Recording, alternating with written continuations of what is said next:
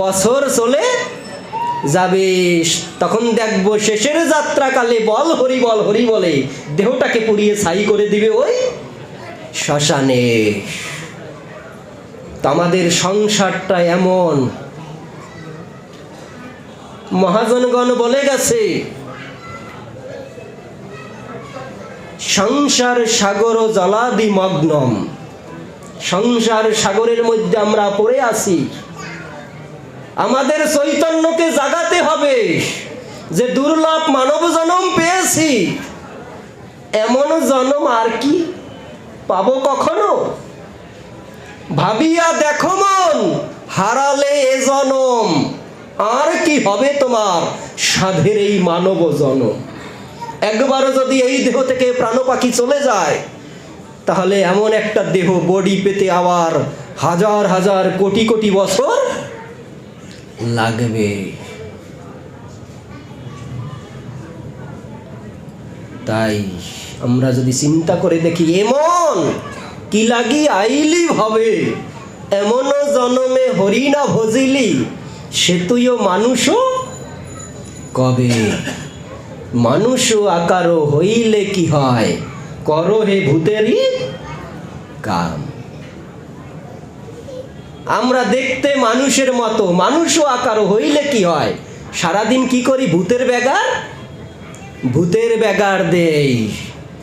যা বিন্দুমাত্র যে কর্মগুলো আমরা করি, ভগবত কর্ম ছাড়া যে কর্মগুলি করি, ওই কর্ম কিন্তু আমরা কিছুই নিয়ে যেতে পারবো না, কিছুই নিয়ে যেতে পারবো না। যত টাকা পয়সা ব্যাংক ব্যালেন্স জমাই না কেন, শেষের দিবসে সব ফেলে রেখে চলে যেতে হবে। যেমন একটা উপমা মনে পড়ে যায়, এক সময় এক ব্যক্তি আমেরিকার শ্রেষ্ঠ ধনী ছিলেন, আমেরিকার শ্রেষ্ঠ ধনী।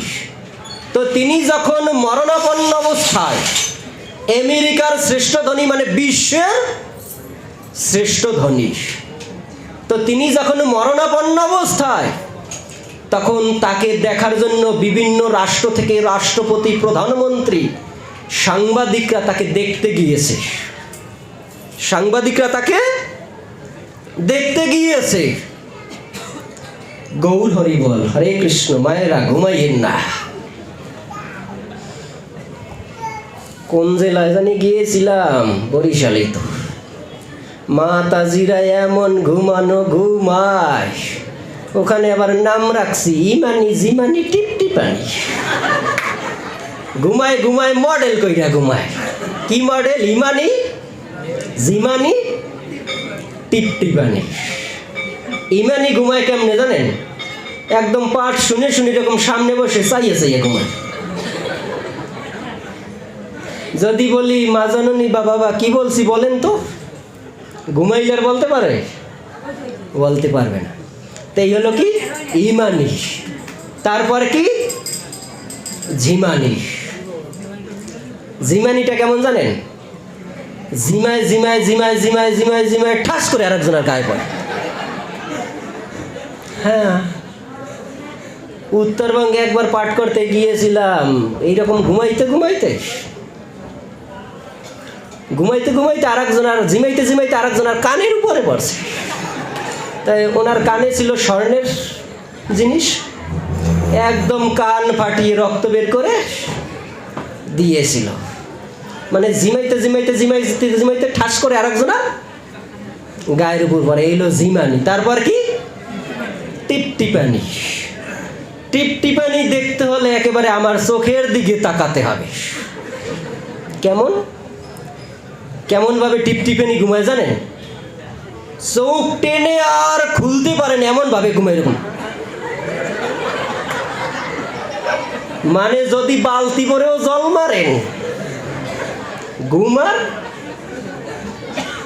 এইলো ইমানি জিমানি টিপটিপানি। তো গৌর হরি বলে এবার ঘুমটা যাচ্ছে, গেছে। তো এখন ওই আমেরিকার শ্রেষ্ঠ ধনী ওই ব্যক্তি, তো উনি যখন মরণাপন্ন অবস্থায় মৃত্যু সজ্জায়। তখন ওনাকে দেখার জন্য বিভিন্ন রাষ্ট্র থেকে রাষ্ট্রপতি, প্রধানমন্ত্রী, সাংবাদিকরা তাকে দেখতে গিয়েছে। তো দেখতে গিয়ে দেখে কি উনি বিছানায় পড়ে আছে, মৃত্যু সজ্জায় শায়িত শুয়ে আছে। তো ওনার সম্মুখে, মুখের সামনে সাংবাদিকরা ওই মাউথ ধরছে, মাইক ধরেছে, মাউথ, যে আপনি তো আর কয়েকদিন মাত্র বাঁচবেন, বা কয়েক মাস বাঁচবেন, বা কয়েক বছর বাঁচবেন, আপনাকে এই জগৎ থেকে চলে যেতে হবে। তো আপনার মৃত্যুর পূর্বে আপনার কোনো বাসনা আছে? যদি কোনো বাসনা থাকে তাহলে আমাদেরকে একটু বলে যান, আপনার বাসনাটা আমরা একটু পূরণ করার চেষ্টা করব। তো গৌর হরি বল, তখন ওই ব্যক্তি বলল যে আমার মৃত্যুর আগে আমার কোনো বাসনা নেই। যে বিশ্বের শ্রেষ্ঠ ধনী ওই ব্যক্তি বলল যে মৃত্যুর পূর্বে আমার কোনো বাসনা নেই, তবে একটা বাসনা আছে মৃত্যুর পরে। এখন সবাই শুনে কয় ঠিক আছে। সাংবাদিক আবার তাকে বলল, জিজ্ঞাসা করলো যে আপনার মৃত্যুর পরে কি বাসনা? তখন ওই ব্যক্তি বলল যে মৃত্যুর পরে আমার এই বাসনা, আমি যখন মারা যাব, মৃত্যুর পরে আমার ডেড বডিটাকে, আমার দেহটাকে হেলিকপ্টারের নিচে 10 হাত দড়িতে করে ঝুলিয়ে বেঁধে, আমার মাজার সঙ্গে, কোমরের সঙ্গে বেঁধে 10 হাত নিচে, হেলিকপ্টারের নিচে 10 হাত দড়িতে ঝুলিয়ে বেঁধে সমস্ত আমেরিকা শহরকে পরিক্রমা করাবে, ঘুরিয়ে দেখাবে। এখন সাংবাদিকরা কয় হায় হায়, এ আবার কেমন বাসনা? সবাই বাসনা করে জীবিত থাকা অবস্থায়। কেউ ভালো খেতে চায়, কেউ নাতিপুতি দেখতে চায়, কেউ তীর্থ ভ্রমণে যেতে চায়, কেউ হানিমুনে যেতে চায়, কেউ ভালো খাবার খেতে চায়। তো এগুলি বাসনা না করে আপনার এ কেমন বাসনা যে মৃত্যুর পরে আপনার দেহটাকে হেলিকপ্টারের নিচে 10 হাত দড়িতে করে ঝুলিয়ে বেঁধে সমস্ত আমেরিকা শহরকে পরিক্রমা করাবে? এ আবার কেমন বাসনা আপনার? একটু শুনি, বলেন তো। তখন ওই যিনি শ্রেষ্ঠ ধনী বিশ্বের, উনি বলল যে আমার মরার পরে, মৃত্যুর পরে যখন আমাকে হেলিকপ্টারের নিচে 10 হাত দড়িতে করে ঝুলিয়ে বাঁধা হবে, আমার কোমরের সঙ্গে যখন ঘুরাবে, তখন আমার হাত দুটো এবং পাও দুটো নিচের দিকে ঝুলানো থাকবে, হাত দুটো ঝুলানো থাকবে। তখন আমি আমেরিকাবাসীকে বলতে চাই যে দেখো আমেরিকাবাসী, এই দেহ দ্বারা আমি সারা পৃথিবী ভ্রমণ করেছি। কি করছি? এই দেহ দ্বারা সারা পৃথিবী ভ্রমণ করেছি। এই দেহ দ্বারা এ জগতে যত ভোগ করার বস্তু আছে সব কিছু আমি ভোগ করেছি, এবং এই হাত দ্বারা এবং এই দেহ দ্বারা আমি পিএইচডি ডিগ্রি অর্জন করেছি, এবং এই 2 হাত দ্বারা টাকা পয়সা অর্জন করিতে করিতে আমি বিশ্বের শ্রেষ্ঠ ধনী রূপে প্রতিপন্ন হয়েছি। দেখো আমেরিকাবাসী, মৃত্যুর পরে এই 2 হাত ভরে আমি কানা করিও কিছুই নিয়ে যেতে পারছি না। বুঝতে পারছো? তো এই জগৎ থেকে আমরা কিন্তু কেউ কিছুই নিয়ে যেতে পারবো না। খালি হাতে এসেছিলে, খালি হাতে যাবে। নিচে কেন দম্ভ করো এই সংসার মাঝে? আমরা মিছে দম্ভ করি, আমি অমক, আমি ভালো চাকরি করি, আমি অমক অফিসার, আমি ভালো পোস্টে আছি, আমি তো ভালোই তো আছি।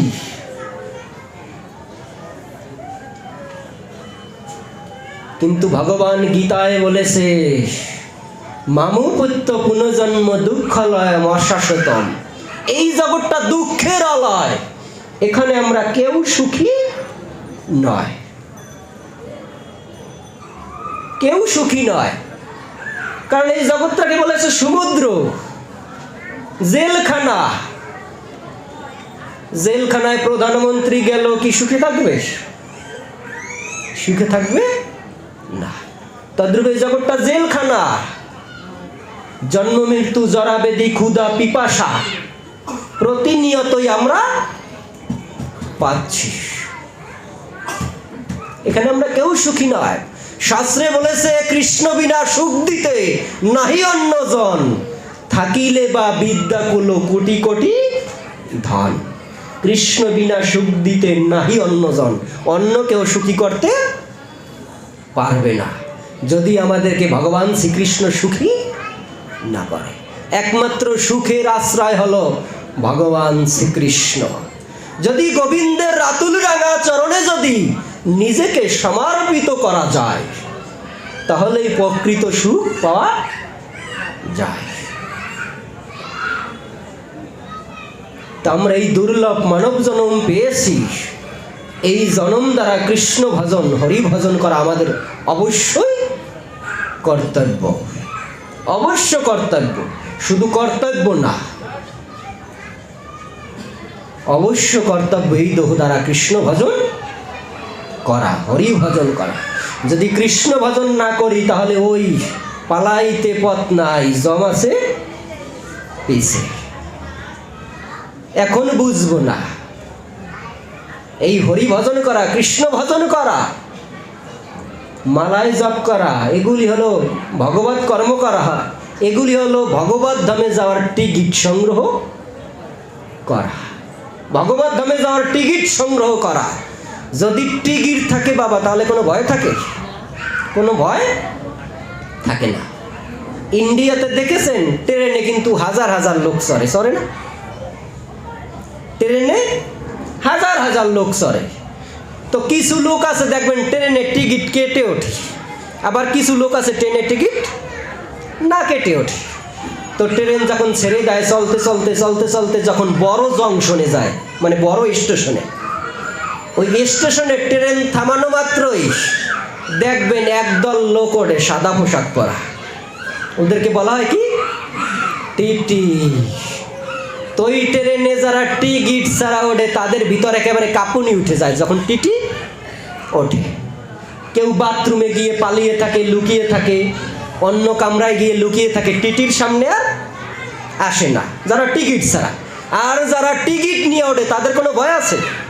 তাদের কোনো ভয় নেই।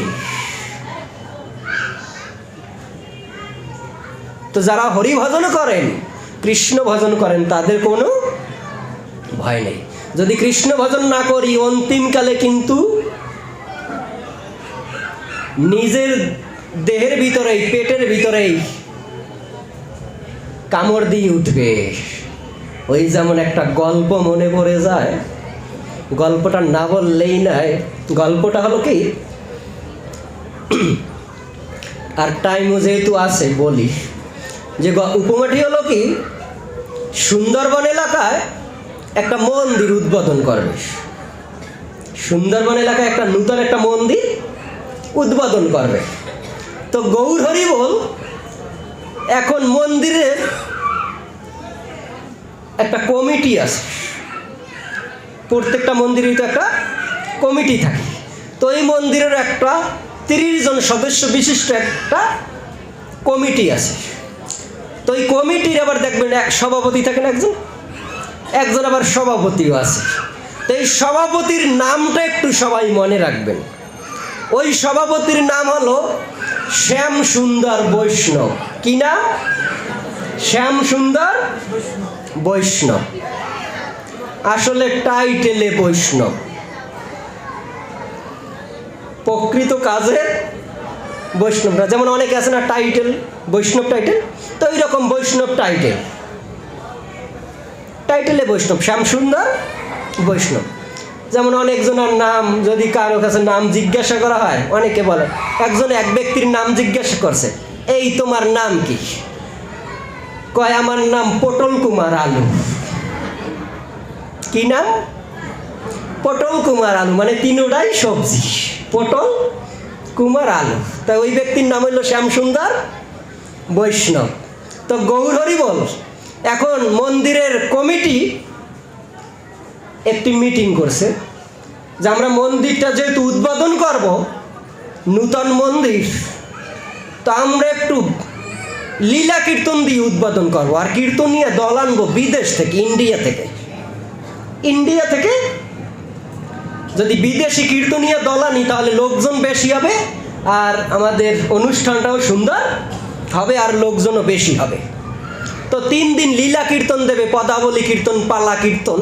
কীর্তনও তারা ঠিক করে ফেলছে, ঠিক করে নিয়েছে যে প্রথম দিন দেবে গোষ্ঠলীলা, দ্বিতীয় দিন দেবে রাসলীলা, তৃতীয় দিন দেবে রাধার মান ভঞ্জন। 3 দিবসে 3টি লীলা তারাও ফিক্সড করে নিয়েছে। তো এখন 1 মাস আগ থেকে সবাই খুব সুন্দরভাবে অনুষ্ঠানের প্রচার, লিফলেট, পোস্টার করছে, খুব প্রচার চালাচ্ছে তারা। তো যেদিন অনুষ্ঠান, কীর্তনীয় দলও চলে আসছে। তো ওই সভাপতি সাহেবের বাড়ি ছিল সুন্দরবন এলাকায়, তো মন্দির থেকে তার বাড়িটা ছিল অনেক দূরে ছিল। তো তিনি দুপুরবেলায় খাওয়া দাওয়ার পরে বিকেলবেলায় যখন মন্দিরে যাবেন, সন্ধ্যার আগে মন্দিরে যাবেন, তো সভাপতি মানুষ, খুব ভালো পোশাক, ধুতি পরেছে, গায়ে একটা পাঞ্জাবি পরেছে, গলায় স্বর্ণের চেইন, শীতের দিবস, ঘাড়ে একটা দামিও শালসাদুস পরে মন্দিরে গিয়েছে। তো মন্দিরে যাওয়ার পরে লীলা কীর্তন শুরু হয়েছে, পালা কীর্তন, পদাবলী কীর্তন। গিয়ে দেখে কি অনেক ভক্ত হয়েছে, লোক হয়েছে, ইন্ডিয়া থেকে দল আনছে শুনে অনেক ভক্ত হয়েছে।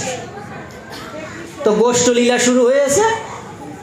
লীলা কীর্তন শেষ হতে সভাপতি সাহেব একদম আসরের সামনে বসে কীর্তন শুনছে। তো একদম গভীর রজনীতে শেষ হয়েছে কীর্তন, পদাবলী কীর্তন রাত্রে দেয় গ্রামগঞ্জে। তখন রাত্রিবেলায় কীর্তন শেষ হওয়ার পরে সভাপতি সাহেব বাড়িতে গেছে। তো বাড়িতে যেতে ঘুমের জন্য আর খেতে পারে না, রাত্রিবেলা ওখানে বাড়িতে গিয়ে ঘুমিয়ে পড়ছে। তো সকালবেলা 10টা-11টার দিকে ঘুম থেকে উঠে তার ক্রিয়াকর্ম করে আবার তার ওই প্রথম দিবসের মতো দুপুরবেলায় যখন খেতে বসে, এবার মজা পাবেন, গৌর হরি বল। দুপুরবেলায় যখন খেতে বসে তখন ভাবে তার গতকালকে ওই রাত্রের ক্ষুধার যে কষ্ট পেয়েছে, রাতে খেতে পারে না, তার ওই কথা মনে পড়ছে যে গতকালকে কীর্তন শুনতে শুনতে গভীর রাত্র হয়েছে, তো রাত্রিবেলায় এসে ঘুমের জন্য আর খেতে পারি না। তো আজকে করেছে কি, ওই দুপুরের তাও খেয়েছে, আর ওই যে সামনে রাত্র আছে ওই রাত্রের তাও খেয়ে নিয়েছে। মানে 2 বেলার তা 1 বেলা একেবারে গলা পর্যন্ত খেয়েছে। খাওয়ার পরে ওই প্রথম দিনের মতো ধুতি পরেছে, পাঞ্জাবি, গলায় স্বর্ণের চেইন, আর ঘাড়ে একটা দামিও শাল পরে এইরকম একদম বাবুর মতো সভাপতি মানুষ। সুন্দরবন এলাকায় জঙ্গল দিয়ে মন্দিরে যেতে হয়, তা বিকালবেলায় ওই জঙ্গল দিয়ে মন্দিরে যাচ্ছে হেঁটে হেঁটে। তো কিছু দূর যেতে না যেতেই হঠাৎ করে তার ওই যে 2 বেলার তা 1 বেলায় খাইছে, হঠাৎ করে দিয়েছে পেটে কামড়। হঠাৎ করে দিয়েছে পেটে কামড়, মানে মল ত্যাগ করার, পায়খানা করতে হবে। এখন গৌর হরি বল, জঙ্গলের ভিতরে পেটে কামড় দিছে, পায়খানা ধরছে। এখন যদি শুনেছি যে যদি পায়খানা কারো আসে, তাহলে যদি পাশে যদি বাঘও থাকে, বাঘেরও কিন্তু ভয় থাকে না, বাঘেরও ভয় থাকে না। তো তার মল ত্যাগ করতে হবে, পায়খানা করতে হবে। তো জঙ্গলের ভিতরে বসছে একটা গাছের নিচে, জঙ্গল যেহেতু, মল ত্যাগ করতে পারছে। তো মল ত্যাগ করে আর হঠাৎ করে উপরের দিকে তাকিয়েছে। উপরের দিকে তাকিয়ে দেখে কি খুব সুন্দর সুন্দর কুল পেকে আছে, টক টক টক টক করতে আছে। কুলছে না, বড়ই কুল পেকে আছে। এখন মল ত্যাগ করে, পায়খানা করে আর ভাবে, হে ভগবান, উপরে এত সুন্দর কুল পেকে আছে, টক টক টক টক করতে আছে, যদি একটা খেতে পারতাম, আস্বাদন করতে পারতাম। এই বলে ভগবানের কাছে বাসনা করছে। আর এই জগতে ভগবানের কাছে যে যা বাসনা করে, ভগবান তার সব বাসনা পূরণ করেই, করবেই। আজকে না করলেও পরবর্তী জন্মে করবে। পরবর্তী জন্মে না করলে তার পরবর্তী জন্মে, এইরকম 10 জন্ম, 100 জন্ম, 500 জন্ম পরে হলেও ভগবান তার বাসনা পূরণ করে। তো ভগবানের কাছে কুল চেয়েছে একটা, তো ভগবানও একটা কুল দিয়েছে। একটা কুল পড়ছে, তো একটা কুল পাশে একটা চাক ছিল, চাক। তো কুলটা ওই চাকির উপর পরে গড়দিতে গড়দিতে গড়দিতে গড়দিতে একেবারে ওর পায়খানার কনারে এসে লাগছে। গৌর হরি বল। কোথায় এসে লাগছে? ওই মলের পাশে এসে পড়ছে। এখন বলে, হে ভগবান, তোমার কাছে চাইছি একটা কুল, দিয়েছো একটা কুল, আর কুলটা এমন জায়গায় এসে পড়ছে, ডাইনে বামে তাকিয়ে দেখি কে লোকজন যেহেতু নাই, আর পায়খানাও যেহেতু নিজের, মুছে খেয়ে নেই, মুছে খেয়ে নেই। তো মুছে ভালোভাবে করে কুলটা খেয়ে নিয়েছে। খেয়ে নিয়ে শৌচকর্ম করে ও মন্দিরে গেছে। তো মন্দিরে যাওয়ার পরে এবার কীর্তন শুরু হবে। আর আজকে দ্বিতীয় দিন, আজকে লোক ভক্ত দ্বিগুণ, দ্বিগুণ ভক্ত। আর আজকে পালাটির নাম হবে কি? রাসলীলা। দ্বিতীয় দিন ওরা পূর্ব থেকেই ঠিক করে রেখেছে, রাসলীলা কীর্তন হবে। তো কীর্তন শুরু হয়েছে, সভাপতি সাহেব একদম আসরের সামনে বসে কীর্তন শুনছে খুব সুন্দরভাবে। তোর যখন রাসলীলা গাইতেছে, পদাবলী কীর্তনীয়রা সুরে সুরে, পদাবলী কীর্তন মানে সুরে সুরে, তালে তালে গায়। তো এখন ওই গাইতে গাইতে রাসলীলা, যখন বৃন্দাবনে ভগবান শ্রীকৃষ্ণ রাস করেছেন, তখন রাসলীলার মধ্যে গোপিকাদেরকে ফাঁকি দিয়ে, ব্রজ গোপিকাদেরকে ফাঁকি দিয়ে, সখীদেরকে ফাঁকি দিয়ে ভগবান কৃষ্ণ ফাঁকি দিয়ে চলে গেছে। রাসলীলা থেকে লুকিয়ে ভগবান ফাঁকি দিয়ে চলে গেছে, উধাও হয়ে গেছে। যখন এই পালা সিরিয়াল আসছে, মানে কীর্তনের গান গাইবে, তখন ওই যে যখন কৃষ্ণ, ভগবান কৃষ্ণ যখন রাসলীলা থেকে চলে গেছে, তখন গোপিকারা বলে, হে শ্যাম, হে গোবিন্দ, হে কৃষ্ণ, এই সুন্দর মুহূর্তে তুমি আমাদেরকে ফাঁকি দিয়ে তুমি কোথায় গিয়েছো? তোমার মনে কি এই ছিল? এই সুন্দর মুহূর্তে ফাঁকি দিয়ে তুমি আমাদেরকে ফেলে কোথায় গিয়েছো? তখন কীর্তনীয়ায়, পদাবলী কীর্তন, তালে তালে গান, কীর্তনীয়ায় গান শুরু করেছে। ওই যে গোপিকারা বিরহে, যে হে ভগবান, হে কৃষ্ণ, হে গোবিন্দ, তোমার কি এই মনে ছিল? তোমার মনের কথা কি বলবো? তখন ওই কীর্তনীয়ায় গান শুরু করেছে, যে শ্যাম তোর মনের কথা বলবো কি রে। যখন কীর্তনীয়ায় গান শুরু করেছে, শ্যাম তোর মনের কথা বলবো কি রে, আর সামনে ছিল কে? সভাপতি সাহেব। তার নাম ছিল কি? শ্যাম সুন্দর বৈষ্ণব। তিনি কয়, মনে মনে কয়, কি ব্যাপার, আমার মনের কথা জানে কেমনে? আমি কোথা থেকে খাইছি? পায়খানা থেকে একটা কুল উঠাইয়া।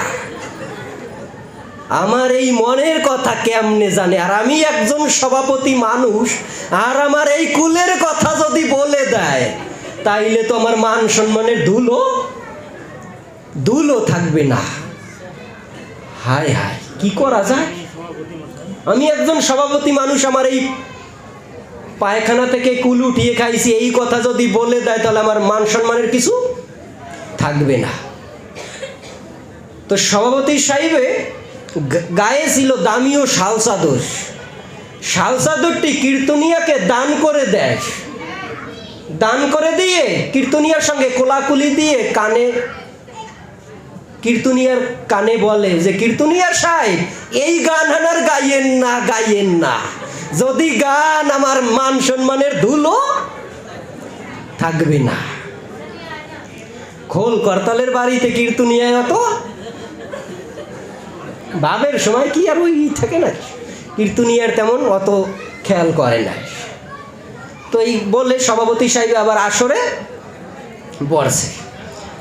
বর্ষে পর এখন রাসলীলায় ভগবান আবার ওদিকে আবার ভগবান রাসলীলায় আসছে। ভগবান রাসলীলায় আবার আসছে।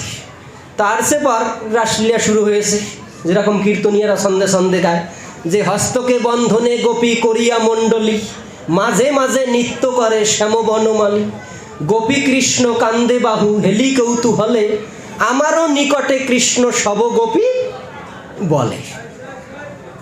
যে হস্তকে বন্ধনে গোপী, মানে কৃষ্ণ যখন গোপিকাদেরকে হাতে হাত দিয়া নৃত্য করে, তখন কীর্তনিয়ায় গায় যে, হস্তকে বন্ধনে গোপী করিয়া মণ্ডলী, মাঝে মাঝে নৃত্য করে শ্যামবন মালী। আবার গায় গোপিকার ও কান্দে বাহু হেলি কৌতূহলে।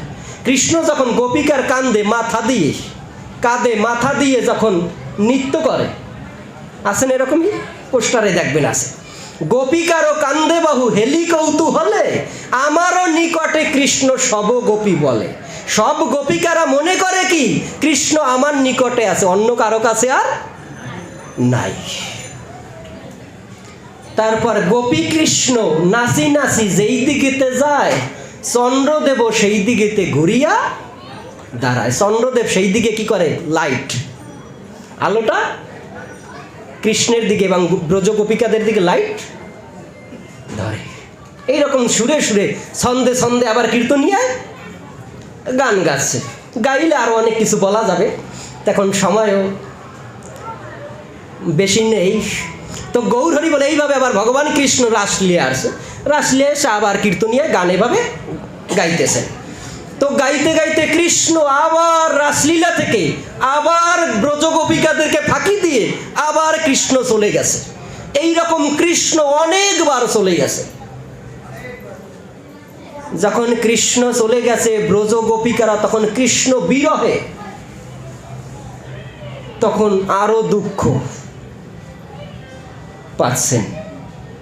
আর ব্রজগোপিকারা বলে, সখীরা বলে, হে কৃষ্ণ, হে শ্যাম, জানি তোমার কর্ম আমরা সবই জানি। তোমার ছোটবেলা থেকে যে আমরা তোমার যে কর্ম আমরা কিন্তু সব জানি। এই সুন্দর মুহূর্তে ফাঁকি দিয়ে রাসলীলা থেকে আমাদেরকে কাঁদিয়ে তুমি এই সুন্দর মুহূর্তে কোথায় গিয়েছো? তোমার যে কর্ম আমরা সব জানি।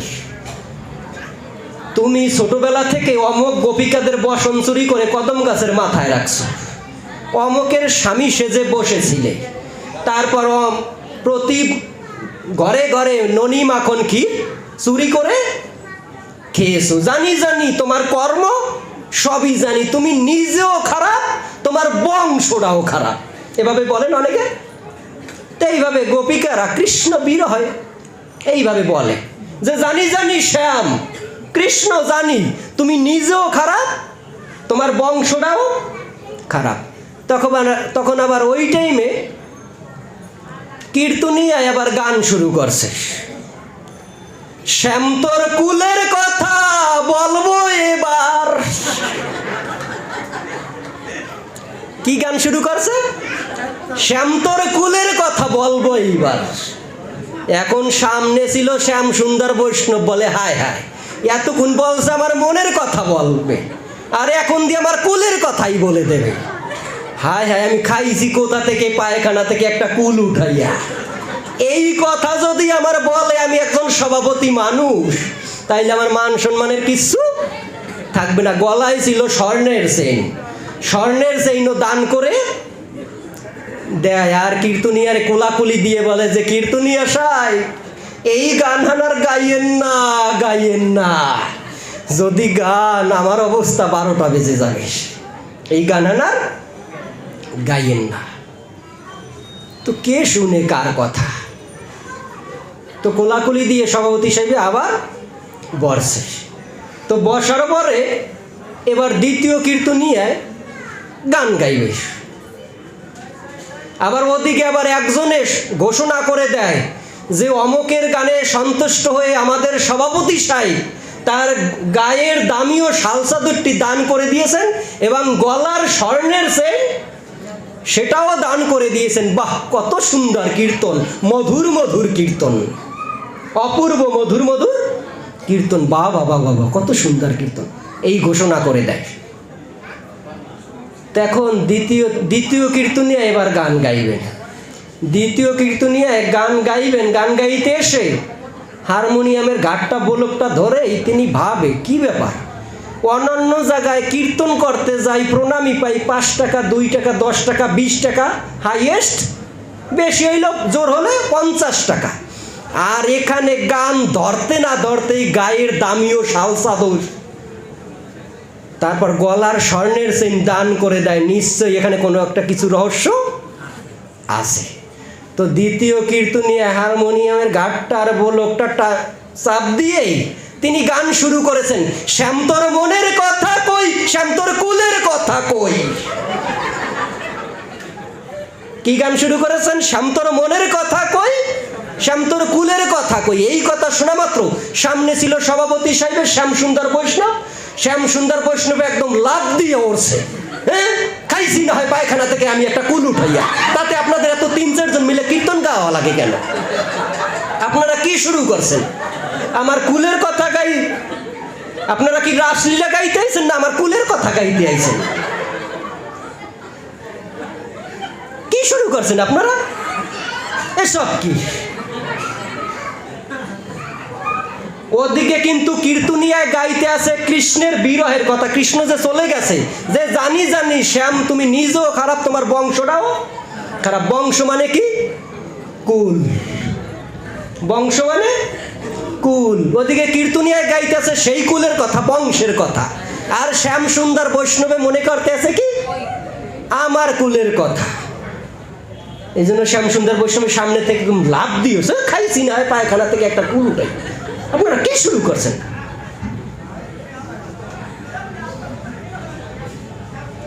তো উপমাটা বললাম এই জন্যই, আমরা এই মানব জন্ম পেয়েছি, এই সুন্দর মানব জন্ম। এই সুন্দর মানব জন্মে যদি হরি ভজন, কৃষ্ণ ভজন না করি, তাহলে কিন্তু অন্তিমকালে ওই শ্যাম সুন্দর বৈষ্ণবের মতো পেটে কামড় দিবে যে এই বুঝি এসে যমরাজ যমদূত ধরে নিয়ে যাবে। এই জন্য সময় থাকতে কৃষ্ণ ভজন, হরি ভজন করতে হবে। সময় গেলে আর সাধন হবে না। সময় তো আর নাই রে বেশি, দমের খেলা শেষ। যেতে হবে সেই ঠিকানায় যেথায় আপন দেশ। আপন দেশে কিন্তু একদিন সবার চলে যেতে হবে। এই দেশ কিন্তু আমাদের দেশ না। দমের খেলা নাই তো বেশি,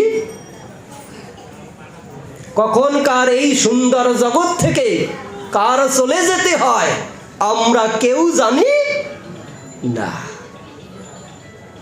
হয়তো আগামীকালকের সূর্য কারো ভাগ্যে, কারো কপালে, এমনকি আমার কপালেও আগামীকালকের সূর্যের আলো না পড়তে পারে।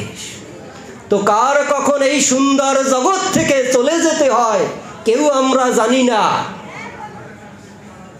সময় তো আর নাই রে বেশি, দমের খেলা শেষ। এই দমের খেলা কিন্তু শেষ হয়ে যাবে যখন দেহ থেকে প্রাণ পাখিটি চলে যাবে। প্রাণ পাখি চলে যাবে। ভগবান গীতায় বলেছে, জন্ম যখন হয়েছে মরণ একদিন সবার হবে। মৃত্যুরূপী ঔষধকে সকলকেই একদিন সবার আস্বাদন করিতে হবে। এই মৃত্যুরূপী ঔষধকে সবারই একদিন খেতে হবে। না আজন্মকাল বেঁচে থাকবে এই জগতে, না। যার যেদিন সময় আসিবে, যার যেদিন ওই ভবপারের ডাক আসিবে, সেই দিন তার এই জগতের সকল মায়া পরিত্যাগ করে তাকে চির জনমের মতো বিদায় নিয়ে চলে যেতে হবে। চলে যেতে হবে বাবা। থাকতে পারবো না। যার যখন সময় আসবে, উপর থেকে যখন টান দেওয়া হবে, এই জগতের সব খেলা সাঙ্গ করে চলে যেতে হবে। তো চলে যেতেই হবে, যেহেতু থাকা যাবে না এই জগতে, তো এই জগৎ থেকে আমরা কি নিয়ে যাব? সবাই জানি টাকা পয়সা, বাড়ি গাড়ি, ব্যাংক ব্যালেন্স। কেউ কিছু নিয়ে যেতে পারবো না, কেউ কিছু নিয়ে যেতে পারবো না। সবাই জানি নিয়ে যেতে পারবো আমাদের কর্মফল। আমাদের সঙ্গে যাবে কি? কর্মফল। যদি ভালো কর্ম করি, কর্মফল স্বরূপ হয়তো স্বর্গে যাব, পুণ্য কর্ম করি। আর যদি পাপ কর্ম করি তাহলে কোথায় যেতে হবে? নরকে। আর যদি ভগবৎ কর্ম করি, নিষ্কাম কর্ম করি, তাহলে কোথায় যেতে হবে? ভগবৎ ধামে যেতে হবে, ভগবানের কাছে যেতে হবে। যদি ভালো কর্ম, নিষ্কাম ভাবে, নিষ্কাম যদি কর্ম করি। তাই এই যুগের জন্য শ্রীমান চৈতন্য মহাপ্রভু কত সুন্দর পন্থা নিয়ে এসেছে। হাতে করো গৃহকর্ম, মুখে বলো হরি, অনায়াসে দিবে তুমি ভবনদী পারি। ভগবান অনন্য যুগে অসুরকে মারছে। শিশুপাল, কংস, জরাসন্ধ, অমক তমক যত অসুর ছিল সকলকে বধ করেছে। কিন্তু এই যুগে শ্রীমান চৈতন্য মহাপ্রভু কাউকে মারেনি। জগাই মাধারী মতো ব্যক্তিকে পর্যন্ত প্রেম দান করেছে, তাকে মারে নাই। বলেছে, এবে অস্ত্র না ধরিব, প্রাণে কাউকে না মারিব, চিত্ত শুদ্ধি ঘটাইব সবার। এবে অস্ত্র না ধরিব, এ যুগে আমি অস্ত্র ধারণ করব না। এবে অস্ত্র না ধরিব, প্রাণে কাউকে না মারিব, চিত্ত শুদ্ধি ঘটাইব সবার। মানে হৃদয়কে শুদ্ধি করে কি করব? এই জগৎ থেকে নিয়ে যাব। জগাই মাধারী মতো ব্যক্তিকে পর্যন্ত মহাপ্রভু আঘাত করেনি, প্রেম দান করেছে। এই জন্য গৌরাঙ্গ নামে, নিতারি নামে যে প্রেম, গৌরী নিতারি নামে এখনো শুদ্ধভাবে নিতাই গৌরের নাম উচ্চারণ করে দেখেন, নয়ন দিয়ে, চক্ষু দিয়ে প্রেমশ্রু বেরিয়ে আসবে। কেননা শাস্ত্রে বলা হয়েছে, এ নামে অপরাধ বিচার তো নাই হে। এ নামে অপরাধী অপরাধ বিচার করে না। নাচরে আমার মন, নাচরে আমার মন, নিতাই চৈতন্য বলে নাচরে আমার মন। এ নামে অপরাধ বিচার তো নাই। শেষে বৃন্দাবনে রাধা শ্যামে পাবে দর্শন। নাচরে আমার মন, নাচরে আমার মন, নিতাই চৈতন্য বলে নাচবে আমার মন। তো নিতাই চৈতন্য বলে আমাদের মনটাকে নাচাতে হবে। তা আমরা সুযোগ পেয়েছি, জন্ম পেয়েছি, এই জন্ম যেন আমাদের বিফলে না চলে যায়, বিফলে যেন না চলে যায়। এই সুন্দর জন্ম পেয়েছে, এই জন্মটাকে আমাদের কাজে লাগাতে হবে। তাই শাস্ত্রে বলেছে, সাধু সঙ্গ কৃষ্ণ নাম এই মাত্র চাই, সংসার জিনিতে আর কোনো বস্তু নাই। আমরা যে ভবসমুদ্রে পড়ে আছি, এই ভবসমুদ্র থেকে একমাত্র সাধু ব্যক্তিরাই আমাদেরকে উদ্ধার করবে। তো গৌর হরি বল, সময় শেষ। আজকের মতো এখানে আমি কৃষ্ণ কথা, শ্রীমদ্ ভগবদ্ গীতা পাঠ বিশ্রাম রাখছি। আর আজকে শুভ একটি দিন।